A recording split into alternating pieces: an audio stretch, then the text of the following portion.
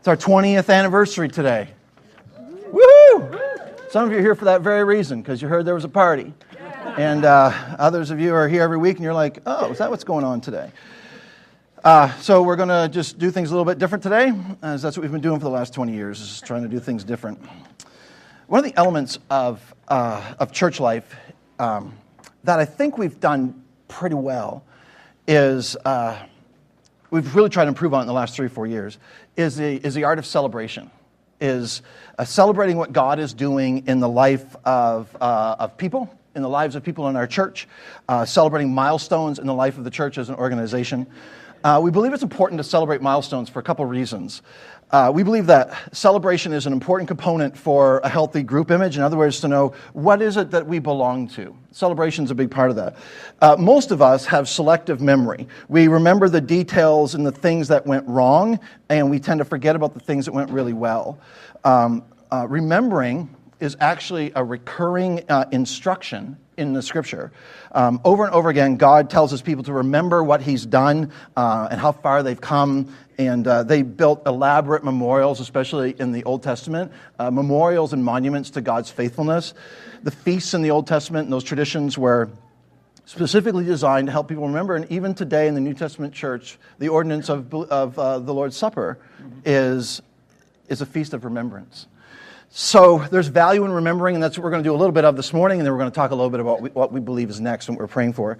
We want to celebrate God's faithfulness today, and in telling a little bit of our story, we want to celebrate the faithfulness of God and the faithfulness and contribution of so many people, and a lot of you in this room, over the years. Some people were with us for a season, and if you notice that God sends people into your life for a season, and then for whatever reason, they're no longer a part of your life, but that was our story as a church.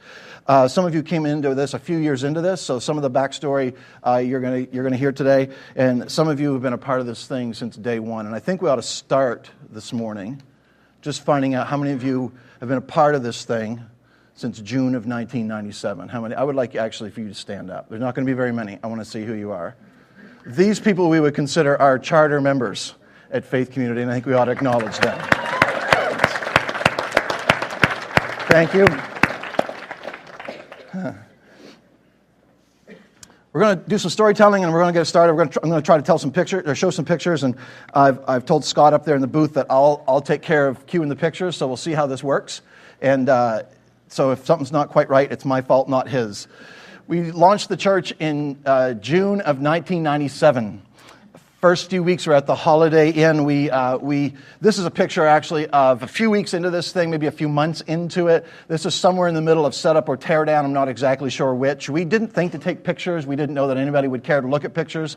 And of course, the picture quality is terrible. You're going to see, a few years into this where we start taking digital pictures and where they start to actually have a little bit higher resolutions. These are scans of old prints, but those first few weeks at the Holiday Inn were bare bones. We did concerts of prayer. We had a very loose agenda. We didn't preach.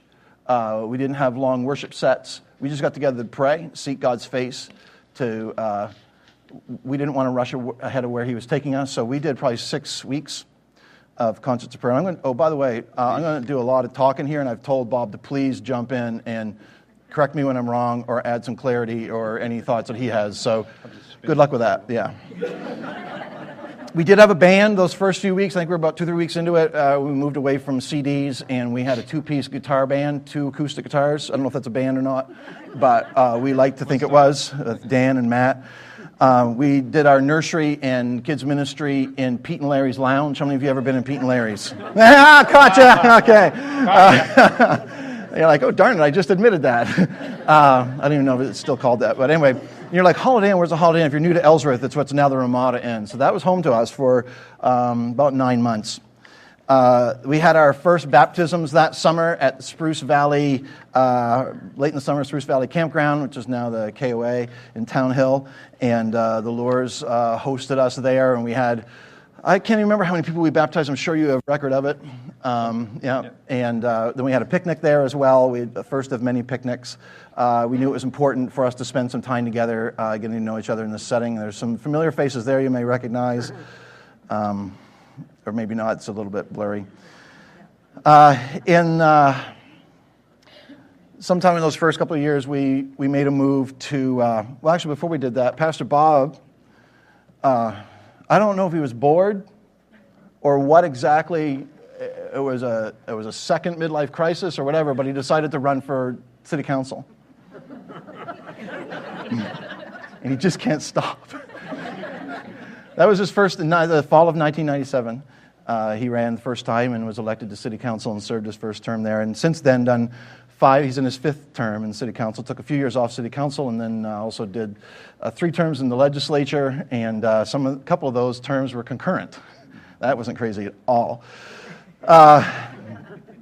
Big news in this era. By fall, we doubled the size of our band. We added a keyboard player. Alethea started playing keys. She played piano before, but never keys, and there's a difference. And so the reason she wasn't playing at the beginning was because we didn't have a keyboard, and number 2, and nobody was willing to carry a piano. And number 2, we hadn't met Kevin at that point, and he would have been all over that.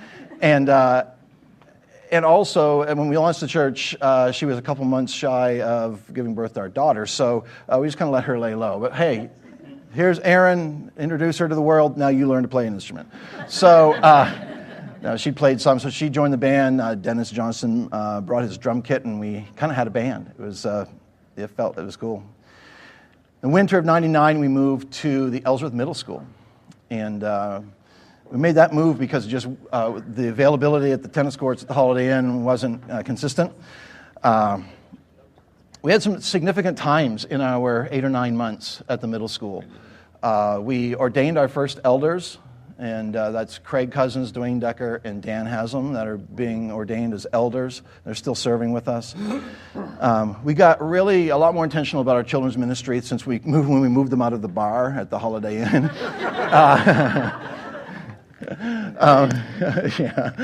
But we did. We got really a lot more intentional about that, and this is just we made them a part of our regular Sunday morning experience in the cafeteria there with the rest of the church, and that's kind of what that is. We also tried something that we just kind of look back on, and we called open mic testimonies, which were great sometimes, and then sometimes 3 o'clock in the afternoon we were still there wondering, how are we going to wrap this up? And that's not a bit of an exaggeration, but those were good times. We really got to hear one another's stories. Big turning point in the story of our church was January of '99 when we moved to the YMCA. We found a home there. I had just been hired to work in their after-school program, and the CEO, Peter Farragher, who's still their CEO, called me in one day, and he's like, have you ever thought about having church here at the Y? I'm like, well, I've thought about it, but I would never, I'm only a couple months into this job, I would never just think that you would. He's like, I think it'd be a great fit. I'm like, I think it would too.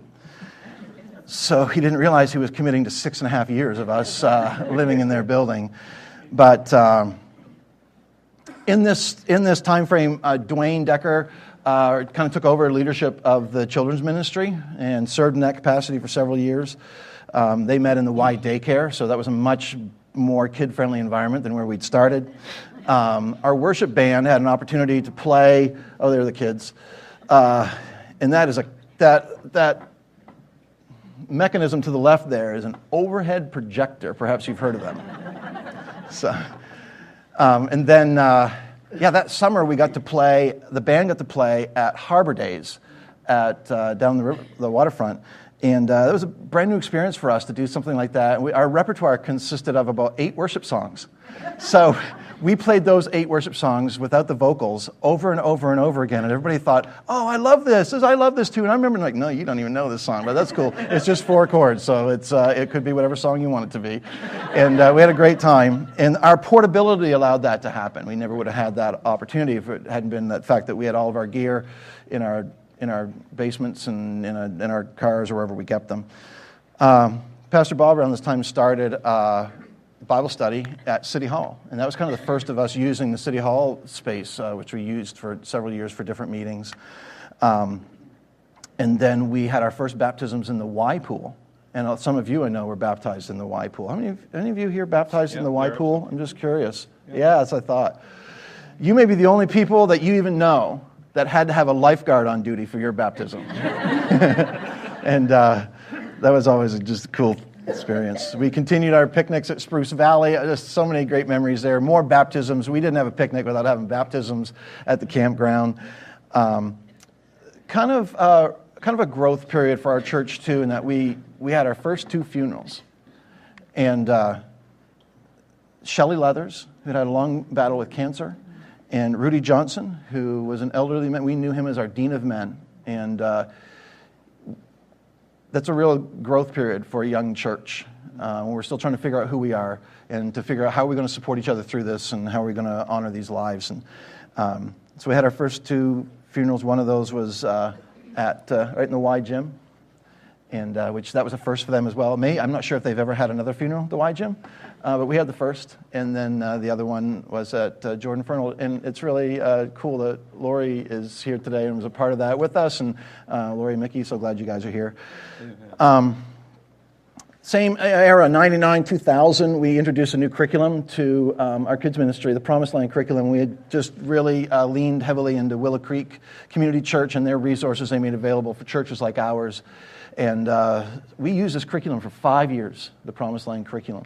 And Alethea and Dwayne worked together in that children's ministry for that time. We also launched a new chapter in our youth ministry. Okay. Well, don't just... some of you know who this man is? How many of you know who this is? Okay. And you know him as? Oh, I'm not hearing anybody. Nate? What? Harold. Yeah. And he was totally cool with us calling him Mr. Smiley, and I'm not totally sure this might be why, but Hal Casey stepped up and got involved in our youth ministry and led this thing for, I want to say, 5 years. And we were not intentional about our ministry to youth. We were focused on the younger kids and didn't have the right people in place to lead an intentional youth ministry, and he stepped in and filled that gap. We ordained him in that time here. We did things like See You at the Pole. It grew. All the area schools were participating. We had a group that prayed with our Walmart pastor, with Craig, at the Walmart flagpole, at City Hall. We did the DCLA Youth Conference a couple of times. And then we started this kind of the precursor to what we have now going on in the area in Greater. And we did a community-wide worship event for teenagers in the community center at the Mill Mall. How many of you remember the community center at the Mill Mall? And you're like, oh, yeah, I forgot that. Yeah, that was a thing for a while. And some of you are kind of here because of that and because of relationships that were built through that. So we started our first youth worship project there. We also, in this era, hosted the African Children's Choir at the Grand that summer. It was just a great community event. I'll never forget going into my job after school at the Knowlton School the next day, and they were playing African Children's Choir music over their sound system, and it was pretty cool. And then that year the worship band played, because now we were a traveling band. We played at the Ellsworth Chambers Autumn Gold. And it's really where my relationship with Mickey really started. And then who knew that a few years later we'd work together and across, like, our desks faced each other. We liked each other that much.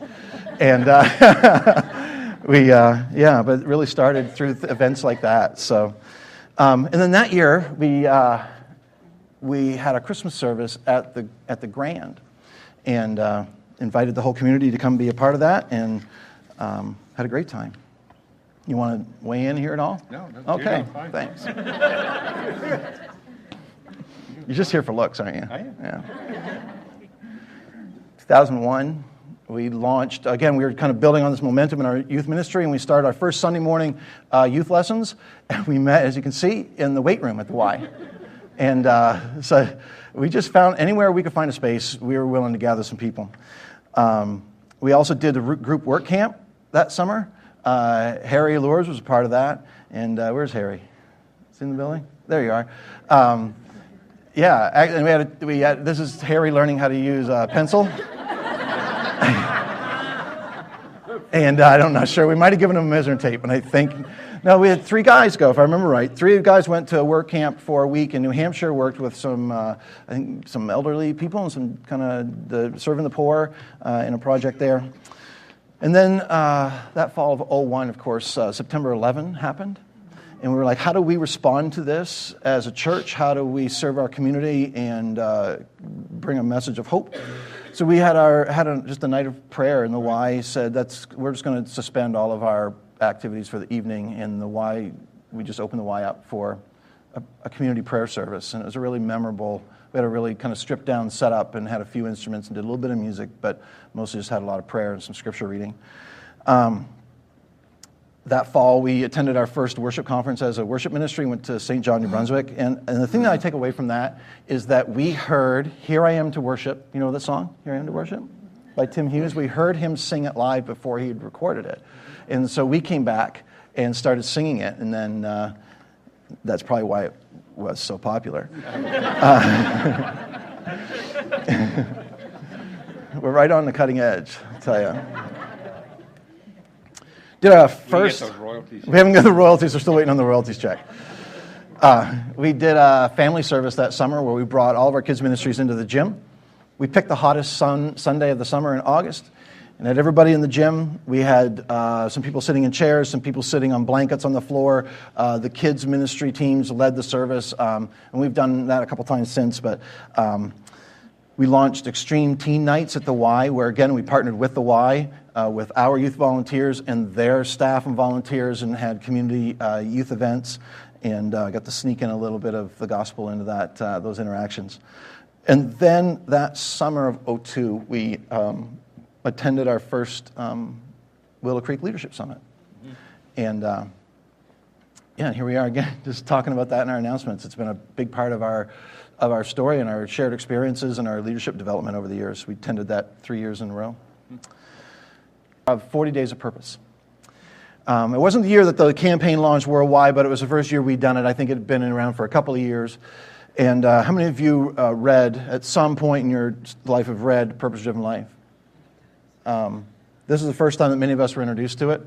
And we did the whole campaign. We did 7 weeks.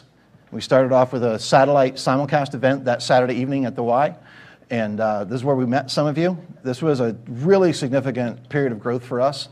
We got super focused, and so we started to fill some seats, and and then we introduced some characters to our kids' ministry.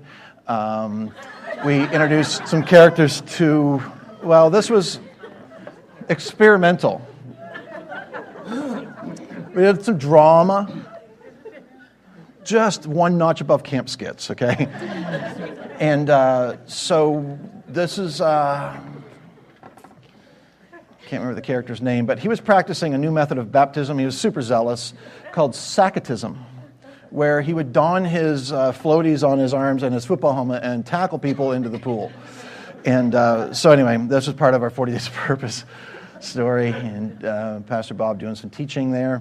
And I want to believe that on this song that we're singing in this place, that was that kind of the theme for that, because my enthusiasm looks like it has to be that song.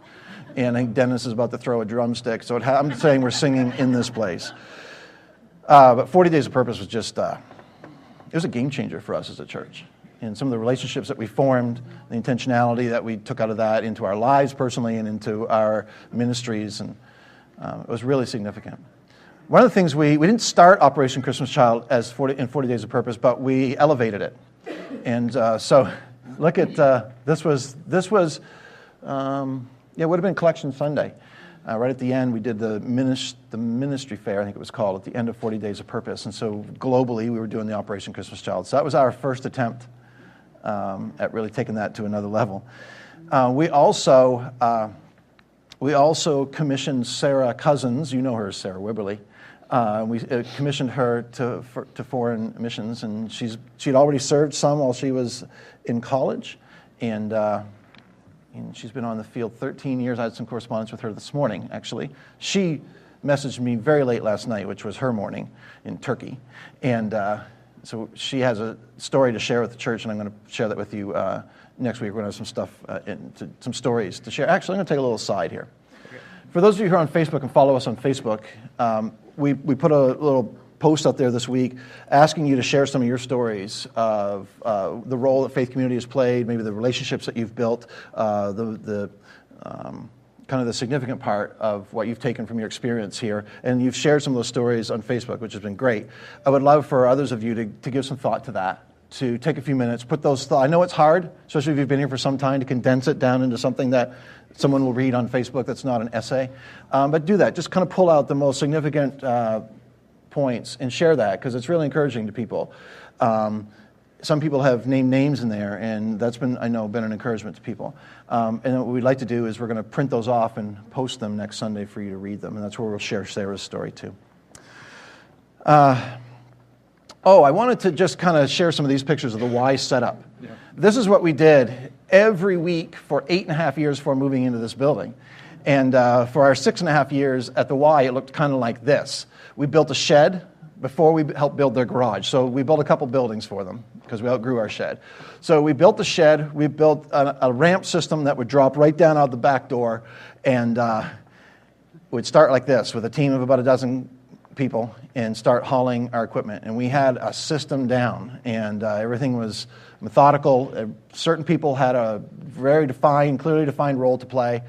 So it kind of looked like this. We'd start to put the pieces together.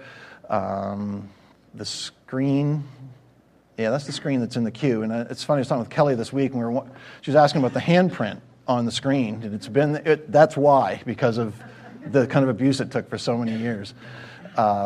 Setting up all of our sound gear, a lot of the sound gear we use today was portable back in the day. And it's served us well. That's kind of the finished look before the chairs are in, obviously, and then that was kind of our end result of putting this space together. About 45 minutes of setup with about a dozen people. We did that every Saturday night, and then we had band practice. And then teardown was a lot faster. Yes. Because usually the kids bouncing basketballs in the lobby were the motivation to get the space ready for them. So,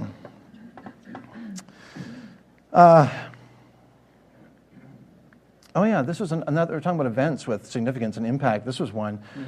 We got to host the women's conference, a satellite conference called Thrive, and we did this for 3 or 4 years before that kind of went offline. But this was our setup. This is our trailer we used for our gear, and then we just found a way to, I think we bungeed and duct taped satellite dish on top of it, and that's how we did the conference. And we got to meet some of you actually through this, and you were in other churches at the time, and finally landed in the right place. But we built some good relationships through that experience, for sure. 04-05 was all about kind of one thing, if you remember. It was about this building, yes. We were not looking for a building. We were not shopping. We weren't saving. We had no financial plan. And somebody, a realtor that Dad had gotten to know, approached him, I believe, at the post office. Not the first time. No. He'd come to Dad a few times over the years. I got a building for you, and he'd show him a building, and I think he thought we were running a gift shop or something. He had no idea, no, this would not work. Finally, he shows us this, and we're like, first of all, this is what we found. We found this. We're like, I don't know. I can see it, but wow, we have a lot of work to do.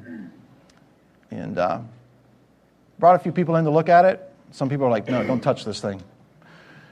And then others said, yeah, this is probably the direction we need to go. And we talked and prayed and planned. We bought the building in November of 04. A couple weeks later, we started demo. So there was a structure right about here that's being cut down there. And then we did some more demo.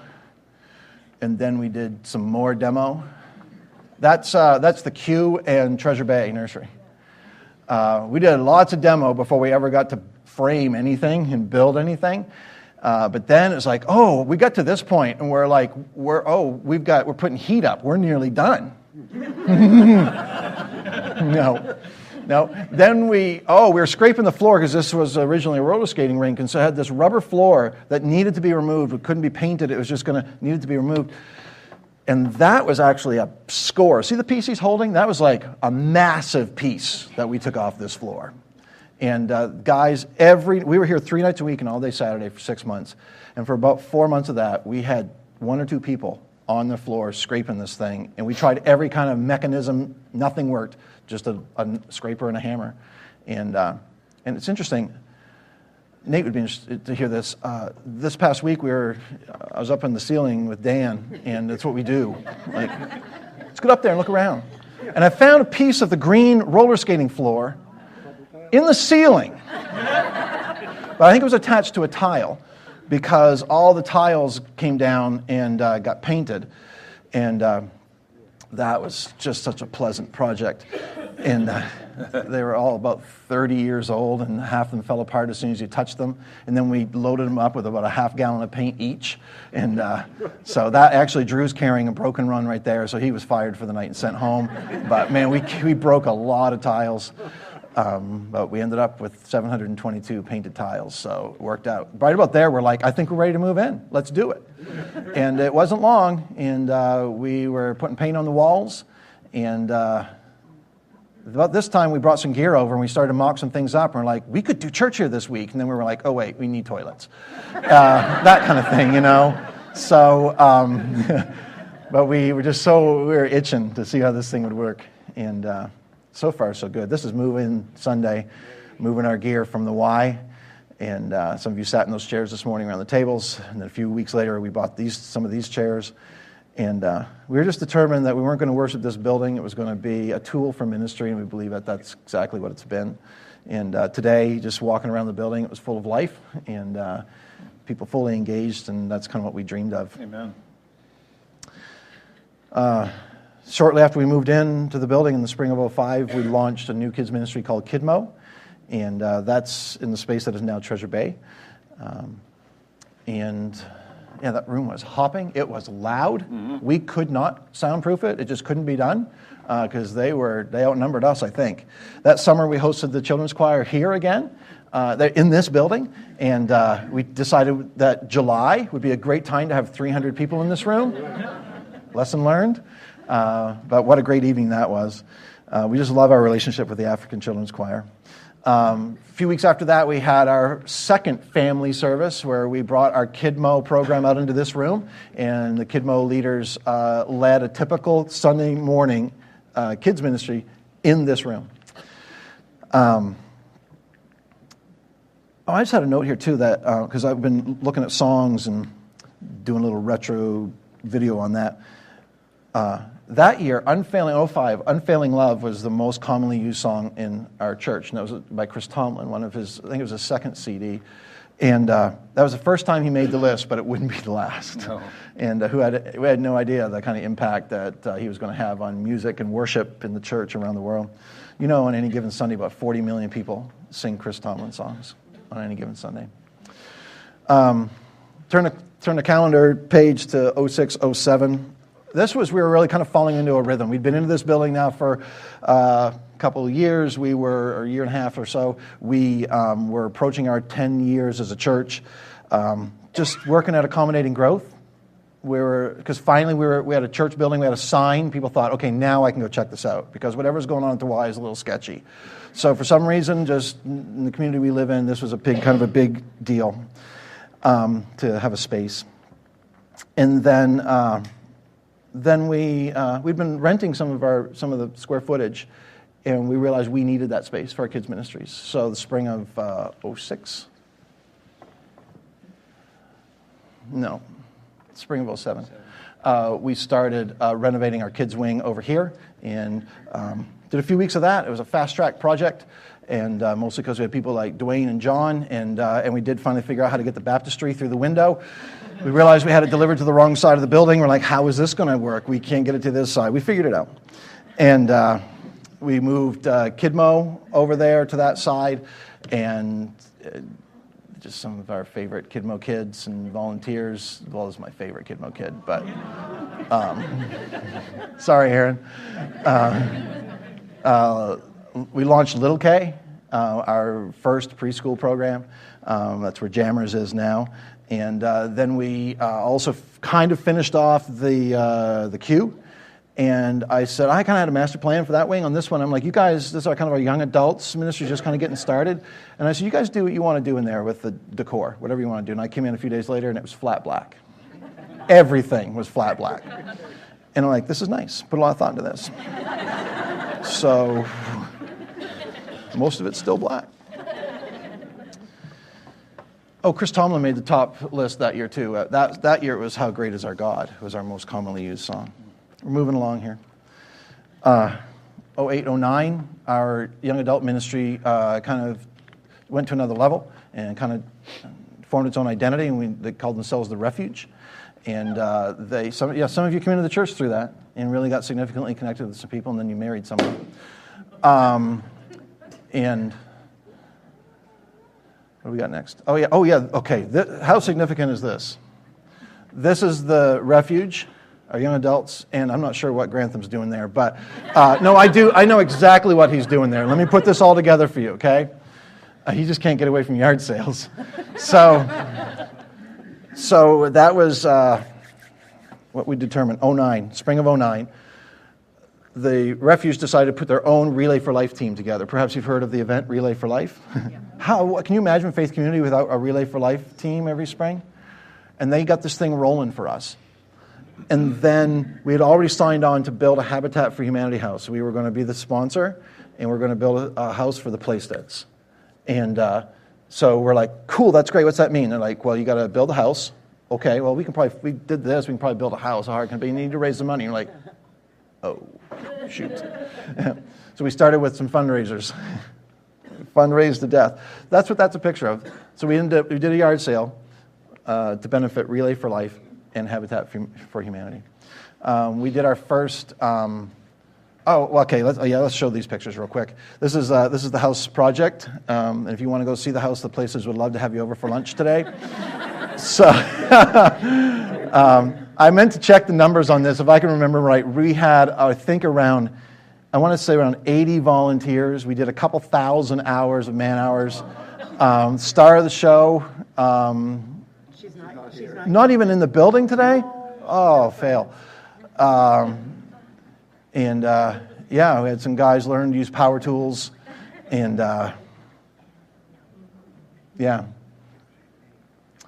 we were just about a year from the time we broke ground to the time we dedicated the building. This is our house project leader, Bob Phillips, doing a little radio time with Bill, and Sue is like, what am I going to feed all these people?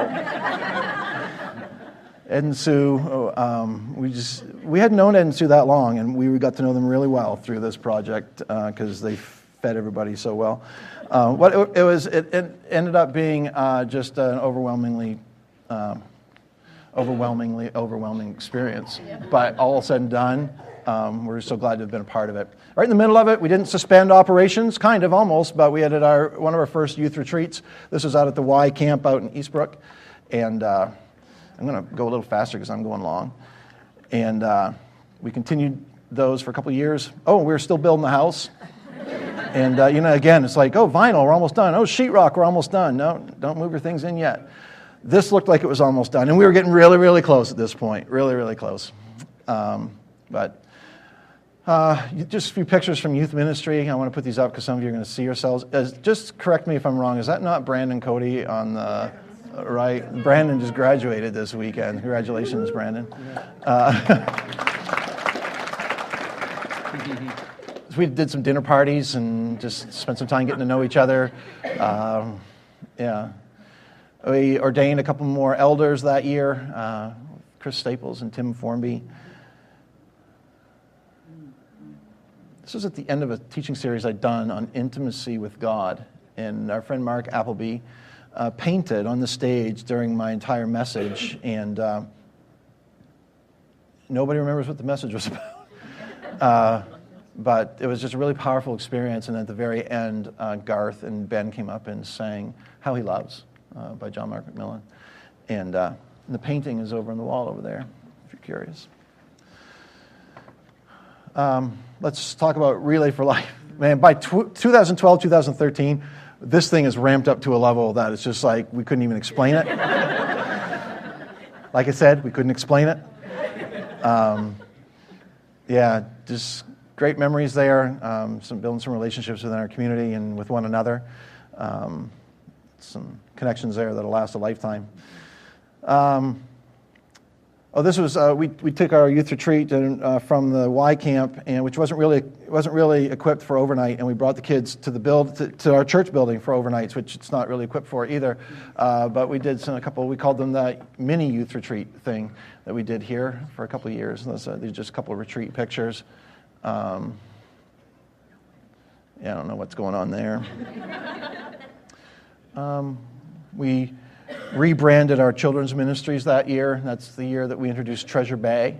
If you've never been to Treasure Bay, I encourage you to just stroll down that hallway and check that out after church today. Check out that environment. Jammers right over here for our preschoolers, and Surge for our elementary kids. And since then, we've added a couple more. We did Church in the Park that summer, and had an opportunity. It was Ellsworth was observing an anniversary. Which was it? Do you remember? 250. 250. And were you on that committee? I must have been. Probably. There's a committee in Ellsworth, Maine. Pretty good chance. We got an invitation to come present a community worship service. And there was a massive tent. Look at the size of that tent. It's bigger than this building. And some of our friends had left all of their sound gear set up from the concert the night before. And so we did Church in the Park. We did children's ministry in the back of the tent. And we did worship, and just a great day.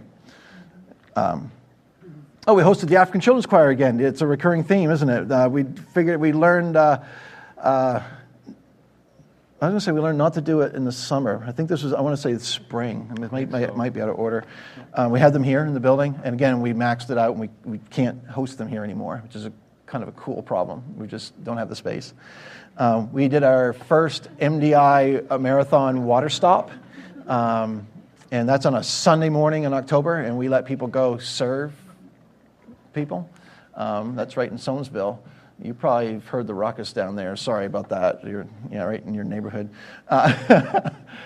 And then Operation Christmas Child. There's some things that just are part of the cycle, the calendar of our church experience, and we've grown it a little bit. Filled most of Dad's truck that year. So, and then we turned the corner to 14 and Guatemala. I talk about people who kind of come into your life for a season. And I had a conversation with Tim McCall as our second mission trip as we were kind of heading to different gates at the airport. And this is your legacy in our church. You were here for a little less than 3 years, but you cast this vision for short-term missions. You connected us with this amazing mission and family in Guatemala. And this is a part of what we do. And I talked to Tim this past week, and he's like, so Guatemala next year? I'm like, I don't see why not. We're going to put it out there. We're going to float it and see what happens. And so it's just become a part of who we are and what we do, part of our global reach. And we are part of, this is in 14, we sent 20 people on this medical mission. And That was Bob speaking Spanish. That was Bob working on his Spanish. Yeah, and some of us building some stuff. And then this is why we went, is to serve the medical needs of those mountain villages. It's a great team. I have to be careful now because we've taken 2 teams, so I don't know which one's better. I got to decide.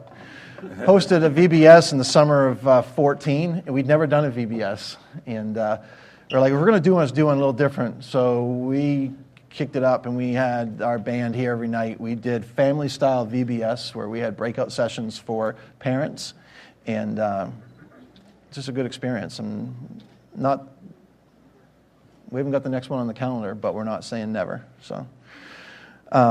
That fall, we had our friend Laurel Buckingham come down and spend a weekend with us doing a consultation, and just had a lengthy conversation with him a couple weeks ago, and he was just checking in to see how things were going, working our plan and what God's doing in our church. And so, that was a clarifying experience for us.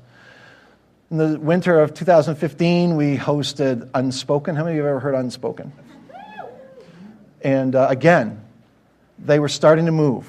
They were charting on the Billboard charts. They had a song that had gone number 1. And then they came to Faith Community. And it has exploded since then. This past year, they're playing 10,000 in arenas. And I love these guys, the guys that I've gotten to know who haven't forgotten where they've come from. And so they'll keep playing Ellsworth as long as they have family here. And interestingly, we partnered with our friends at Ellsworth Assembly of God that year in 2015 to bring our youth groups together on purpose to do Kyle Eidelman's book, Not a Fan.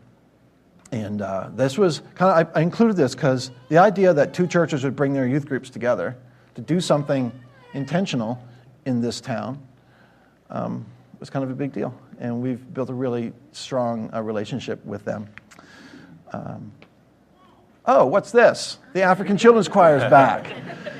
So this is in 2015, and we'd figured it out when we had them at the Grand, and we filled the house, and it was a great experience. So we're just waiting to hear when they're coming back to the East Coast, and so be thinking about how you can accommodate 2 or 3 of these choir kids next time they're here. Getting close to present day here. Winter of 2016, we got together with some friends and started a worship project that we call Greater. And it's a youth worship environment that we do on a monthly basis, and we move it from church to church. We have 6 or 7 different churches that have been a part of it. The last time we met was in Bar Harbor in April at the First Baptist, and we had we just had a stage full of, we had Adrian and Garth, who kind of skewed the age, but we had we had 4 teenagers in that shot right there on stage leading worship. So it's kind of what we were shooting for. So we're excited about where that ministry is going to take us. Also in 2016, we launched our men's ministry, Men's Frat, and we're on hiatus for the summer. We'll kick back in the fall. And then we went back to Guatemala, and we had, I can't remember, was it 19 this time, or 19? And serving with the same villages, a little bit different combo of people. And I think we had 9 new team members this time. But again, just another great experience and high impact for those of us who are part of that. If you've ever done a short-term mission trip, you know that the impact is usually on those of us who are traveling more so than the people that we think we're serving. And so, yeah. So I want to talk a little bit about just kind of where we've been in the last, let's say, this calendar year. Where this is kind of where we see ourselves. We want to do what we do with more intentionality and with more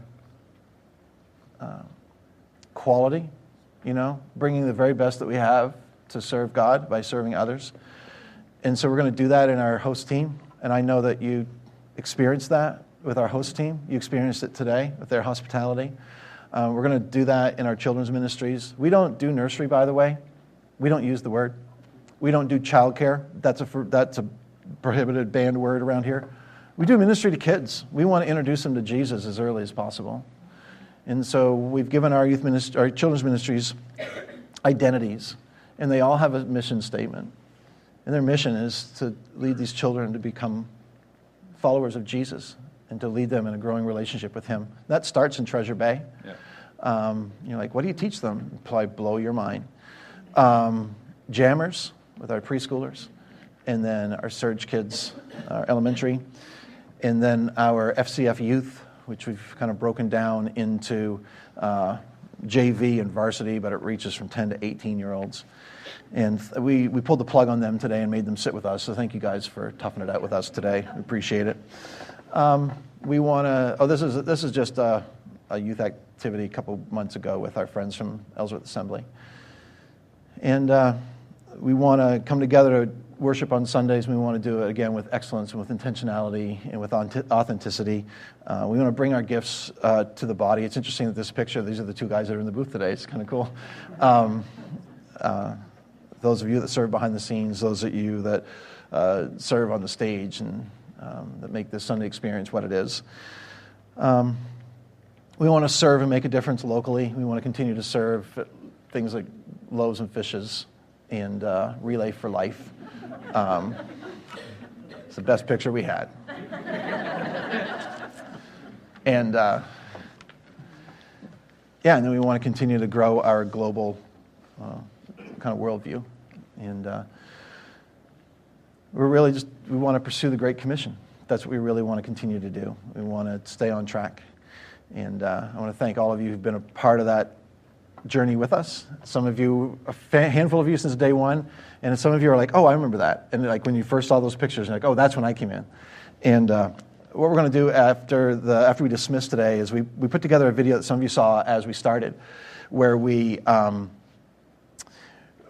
just went back through our records, which we keep, and not records that you play, but just records on the computer, and pulled out the most commonly used songs for each year in the life of our church. And we put a video together of 20, 30 seconds of each of those songs. So as soon as we dismiss today, at the end of the last song, we're going to play that video. So feel free to, check that out. And here's what I've seen happen, the people I've seen it so far, is that when the song plays, the first song that they can identify with, it's like, oh, I remember that. Oh, I remember when we learned that. Oh, okay. And then it kind of comes together. So it's we enjoyed putting it together. Dad and I just want to share a few thoughts this morning. I do have them sitting up here for a reason. We want to share a few thoughts this morning just about kind of where we go now. Because all of this brings us to here. If you're here, if you're present, you're part of this story. It's our turn. This is our time. And as great as it is to visit the past, we don't live there. And so I think there's a sense in which in this city, in our communities where we live, that God has handed to us, those of us who are here in the present, He's handed us the baton. So 20 years ago, we looked around the city of Ellsworth and we realized that there were a lot of solid churches, but there weren't a lot of great churches that were designed for unchurched people. And so we decided that what the Apostle James said in response to this big controversy in the first century church in the book of Acts, and who the church was for, because what James said was absolutely right. And a lot of churches were missing it even 20 years ago and today. And the question was, is the church for church people, or is the church for unchurched people? Is the church for people who can follow the rules, or is it for people who just need to know God's forgiveness? Who is the church for? So James, the brother of Jesus, stood up in that first church meeting. If you ever attended a church meeting, you understand the tension. And here's how he concluded his comments. He said in Acts 15, verse 19, he said, "It is my judgment, therefore, that we should not make it difficult for the Gentiles who are turning to God." In other words, he said, let's not make it complicated. Let's not make it too formal. Let's keep it simple. Let's make it as easy as possible. Let's make sure the bottom rungs are on the ladder. Let's make it as easy as possible for people who are turning to God to understand that God has done something unique in our midst. Mm-hmm. So we took those words to heart. In 1997, we decided that we were going to create a church that unchurched people would love to attend, a church without all the politics and the policies and the power struggles, and a church that wasn't about itself. And I went back this week and read some of the notes from those early leadership meetings, and we had meetings early on. We met pretty regularly, almost every week, with anybody who wanted to come be a part of what's this thing going to be? Mm-hmm. And we identified a core. This is something I wrote in the summer of 1997. I wrote this to our team, that we have not been commissioned to build a church. Our purpose is to lead people into a growing, life-changing, value-shuffling relationship with Jesus Christ. The church is a means to an end. We've been called to make disciples, and the church is a means to an end. The church is about the lost because the mission is not to plant a church, it is to make disciples and to bring people from unbelief to belief into a growing relationship with Jesus Christ. End quote. And we were criticized a little bit, mostly by people in other churches, but people thought we were crazy, and they were kind of a little bit right on that, no doubt. Some people didn't like our theology. Some people thought it was irreverent and sacrilegious to have church and a tennis court and children's ministry and a bar. Some people couldn't understand how, if we weren't part of a denomination, who gave us the authority? How do you just go out and start your own church? Aren't there enough churches in Ellsworth? And there was a group of you in the very beginning, and we just kind of decided that we didn't really need the approval of church people, because church people weren't our target. We decided that to reach people that nobody else was reaching, we would need to do some things that nobody else was doing. Because when you read the book of Acts, the reason the message of Jesus survived the first century, and the reason it survived the destruction of the Roman Empire, is because there was a group of people that was so extraordinarily bold and extraordinarily confident They were willing to say things and do things and try things in ways that had never been said or done before, and they just wouldn't back down. And we just want to be a part of that. We want to be part of that movement that had started a couple thousand years ago when the local church began. So, and from there we decided we're going to create a church that unchurched people love to attend. And if we do that, we're going to have to try some new things. And some of you have been here long enough to know that that's kind of where we are even today. Our motto is, don't get used to it, because as soon as you do, it's probably going to change. So we're going to have to take risks, which we've done. We're going to have to try some things that may fail, which have. We're going to have to do a lot of experimenting. We're going to have to do some things nobody else is doing. We said this 20 years ago, and nobody else is doing them even now. We're going to do away with the hierarchy. We're going to do away with the formalities. We're going to kill some of the sacred cows. What worked last year might not work this year, or might not work next year. And we were all right with that. We were okay. We made biblical community a priority. I was watching, as I sat at the table this morning, different people coming in and being greeted, and folks just kind of gravitating to each other, and I just had to say it. I said, there it is, right there. That's biblical community working. It's working. I'm glad to see you. I'm so glad you're here. You made my day. I love you in the Lord. That's biblical community, and that's priority one. It wasn't enough for us to, and it isn't even yet, just to come together on Sundays and go to a church service together and say we go to the same church. We wanted to do life together, so we got real intentional about being involved in each other's lives. And here we are in 2017.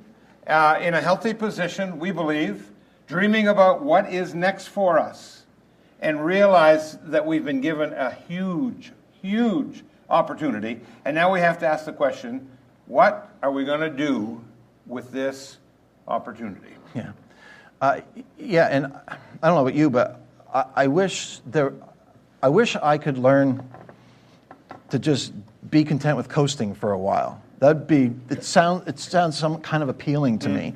Because couldn't we just coast, like as an organization and as a body? Couldn't we just kind of, this is pretty good, let's just kind of enjoy this for a while? It's like we've done some good stuff, let's just keep doing that. We've asked some people to stretch and try new things and experiment and serve and sacrifice and get uncomfortable, so maybe we can just coast for a while. I know the answer. I know that's not an option. I know better than to ask God to have permission to do that. And here's why. And here's kind of what I want you to get today. Because influence is a stewardship. Influence is a stewardship. If you have influence, it's like you have something in your hand, and you have to decide what to do with it. It's a stewardship. And by God's grace, and because of your hard work, and because of your generosity, and because of your engagement, because of your willingness to try things that nobody else maybe is doing, maybe something you've never done before, we as a church have been given an awesome opportunity. So to be good stewards, we've got to leverage it in a way that is completely God-honoring. So we're not going to rest on what we've done or where we've been. We're not going to coast. And we're not just going to pat ourselves on the back. That isn't even what this morning is all about. So now, at the point where we find ourselves, we have a prayer, and our prayer is, God, now that you have uniquely positioned us, now that we have all the opportunity, and we know that you've given us that opportunity, what do we do with this? How do we leverage this in a way so that when our time is over and we hand the baton on, and that's the baton of the local church, that's the baton of church community, of really doing it right, and we hand that to the next generation, the local church will be in far better shape than when it was handed to us. That's our goal. Now, how do we take advantage of a unique opportunity like that? And every one of us in here needs to ask ourselves that question today.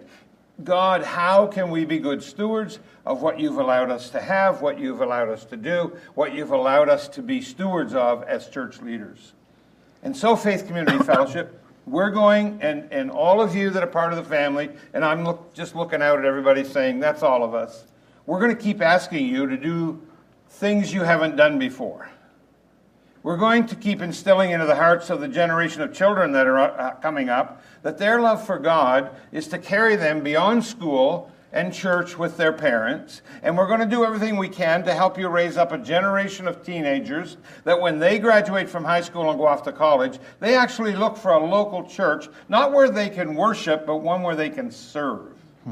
And we're going to keep investing in marriages, and we're going to keep investing in families, and we're going to keep investing in individuals, and we're going to keep doing everything we've done before, but we're going to do it even better because we have been given this opportunity. It's so awesome, and we have a greater opportunity today than we've ever had before. Yes, 1997 was a great year, and yes, 2004 was a great year, and yes, 2007 was a great year, and yes, 2012 was a great year. I'm telling you, we have never had the opportunities for ministry that we have today. And it's not a me thing. It's not about what can I do. It's not about the pastoral thing. It's a we thing. And as we move into this next part of our time together and our responsibility and know our opportunity as a church, we need this to be an all skate. Everybody in, okay? Everybody needs to get involved at some level. Now, just let me say a word to those of you who are on the periphery. That is just right out on the edge. You enjoy the show, and you have your parking space marked out, and you know where to sit so you can get out quickly. Did I say something funny? No. No? Not at all. And you figured out when the last song is playing, you've got us figured out. We pride ourselves in not being predictable, but some Sundays we're a little more predictable, and you've got it figured out even if you don't. But you know kind of when to get your coat on and take a run for the parking lot. And you beat all the other people out over to lunch, wherever you're going, because you've got it figured out. You know how to work the system. So I want to warn you. We're going to lock the door. No. We are about to take this thing to another level, a whole new level. And hear this. We need you to be involved because we believe that everybody spends forever somewhere. Every soul is of inestimable value to our God. We believe that Jesus is the hope of the world, church. We believe that church is not a building. It's not an institution. It is a movement, and we need to move, and you need to move. Whoever you are, wherever you are, you need to move with us. This is the opportunity that we, as a healthy, vision-oriented, mission-driven church in Down East Maine in the year 2017, this is the opportunity that we have. But just hear me, we can't miss this opportunity. And it's not because we're special. It's not because we're better. It's not because we're wiser, smarter. It's not because of any of that. The question is, are we going to be good stewards, or are we just going to be content to coast? Yeah, so here's what we need you to do. I'm going to give you 4 things real quick. We're going to wrap up our time here. Here's what we need you to do. We need you to be bold in 4 areas. Number 1, we need you to be bold in your invitations. We need you to be bold in your invitations. Here's what I mean by that. That there are people that you've thought about inviting to church, you've thought about bringing to a particular environment in our church setting, and you still haven't done it. It's time to ramp up your boldness, and I'll tell you why. Because if you quit inviting, if it just becomes the church people, we will slowly, over time, turn and become a very insider congregation. And we'll be a bunch of church people doing the church thing. And no matter how big we ever become, we won't be on mission. And a few weeks ago, we talked about invest and invite. And so I just want to encourage you and challenge you to be bold in your invitations. So bold in invitations. Secondly, we need you to be bold in your volunteering. You know that we have over 60% of our congregation serving on a volunteer team somewhere in our church ministry? I mean, that is nothing short of awesome. Mm-hmm. That's awesome. Most pastors would die to have that kind of percentage, or even half of it. But there are a few of you who've been sitting on the sidelines. I know you're busy. We understand that. We're not, so sometimes it's hard for us to identify. But do you understand that every single Sunday you are served by no fewer than 30 also very busy people? And it takes over 30 people, 30 volunteers, all of them, to make this thing happen every Sunday. So if you've been sitting on the sidelines, we need you just to get off the sidelines, get off the bench, get in the volunteer game, and be bold in your volunteering, which means you need to consider volunteering in an area where you have never considered volunteering before. I wonder what it would be like if I offered my services to do this or this or this. That's what we need you to do. Be bold in volunteering. And number 3 is be bold in giving. Let me say something about this real clearly. We need you to be bold in your giving, not because we need your money. We'll find a way to spend it, but not because we need your money.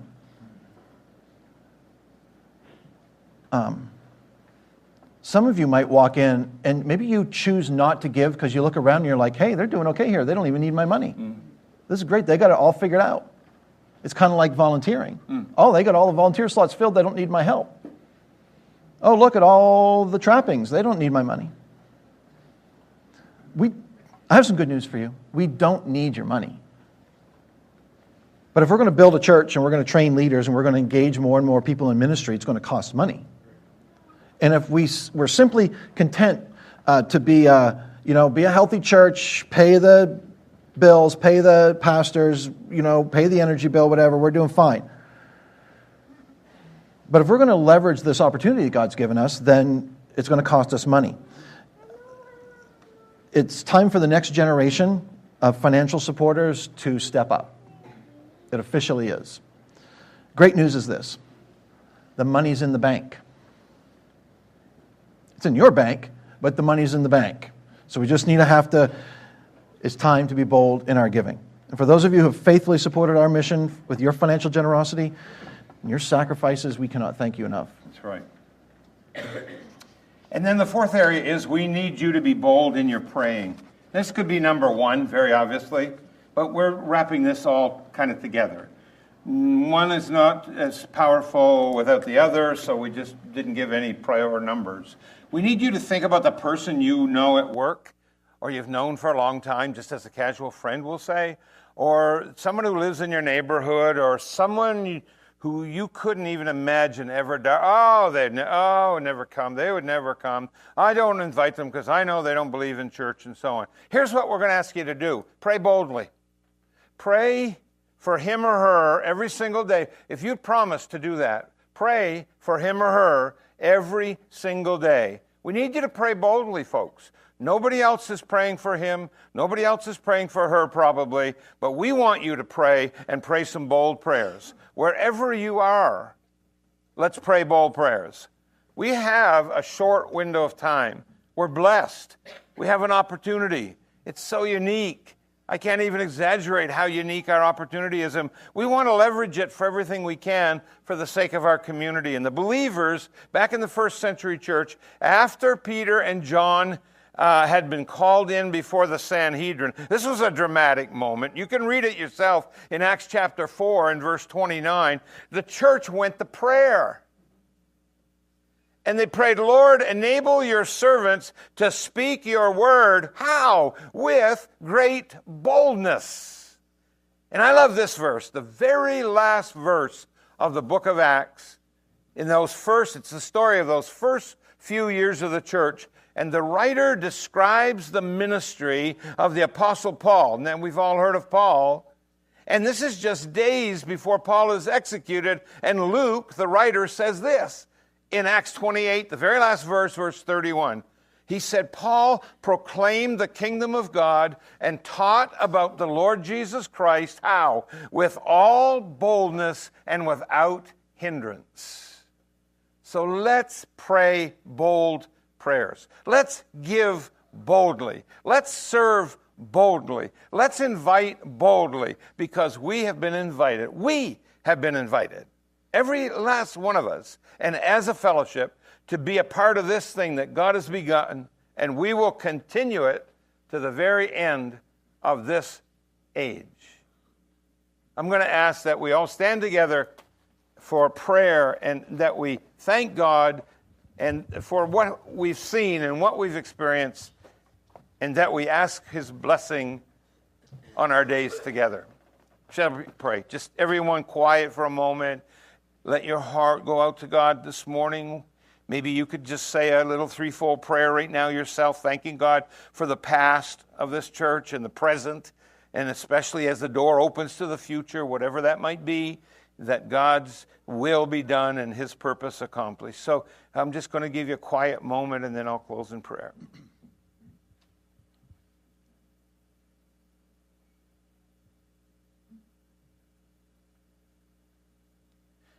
Precious Father God, we're so grateful for this fellowship, this family of believers. And God, you've blessed us so richly.